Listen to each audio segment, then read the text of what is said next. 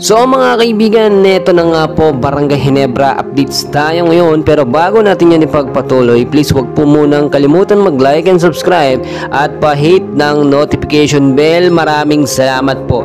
Dalawang bagong rookie ng Barangay Ginebra mga kaibigan, magpapakampiyon sa kanila ngayong season. It's official na rin, pumirma na. Eto nga pong si Paul Garcia ng 2 years rookie contract sa Barangay Ginebra mga kaibigan. Eto po yung sinasabi natin ngayon na malaking chance ngayon ng Barangay Ginebra na magkampiyon dahil nga po sa nalalapit na August 18 ang pagsisimula ng PBA ngayong season. Inaasahan natin na malaking pasabog po ang ipapakita ng Barangay Ginebra. So unahin na natin etong si Paul Garcia mga kaibigan, na may kagayang laruan din daw nitong si Scottie Thompson. Marami nagsasabing parang mas okay pa nga daw po etong si Paul Garcia kumpara dito kay Scottie. Maganda ang shooting, meron din pong depensa, may playmaking, magaling ding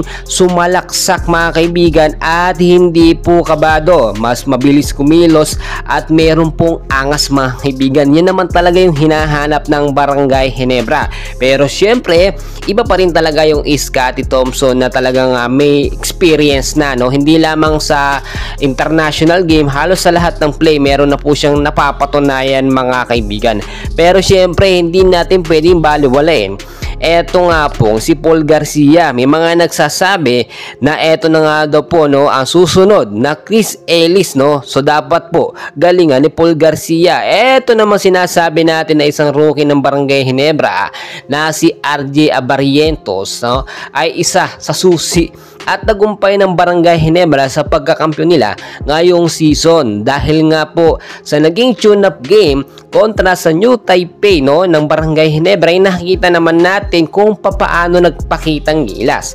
Eto nga pong si RJ Abarientos, hindi naman lingid sa ating kaalaman na talagang maganda yung performance itong si RJ kahit nung nasa Japan B-League pa siya naglalaro mga kaibigan. So mas nakita natin yung mga highlights nung pumasok na po siya dito nga po sa koponan ng Barangay Ginebra. Etong dalawang rookie na to mga kaibigan ay malaki ang maiaambag sa Barangay Ginebra, especially posible silang makakatandem nito nga pong naturalized player natin na si Justin Noypi Brownlee mga kaibigan. So yung sinasabi ko sa inyo, hindi naman lahat pumapabor sa Barangay Ginebra yung magagaling na player. Talagang magaling lang mag-pick ng player. Ito nga pong si Coach Tim Con at hindi po nila hahayaan na hindi mabawi yung kampyonado ngayong conference na ito. Well mga kaibigan, dami pa nating kaganapan, so dyan lang kayo, and please huwag niyong kalimutan mag-like and subscribe.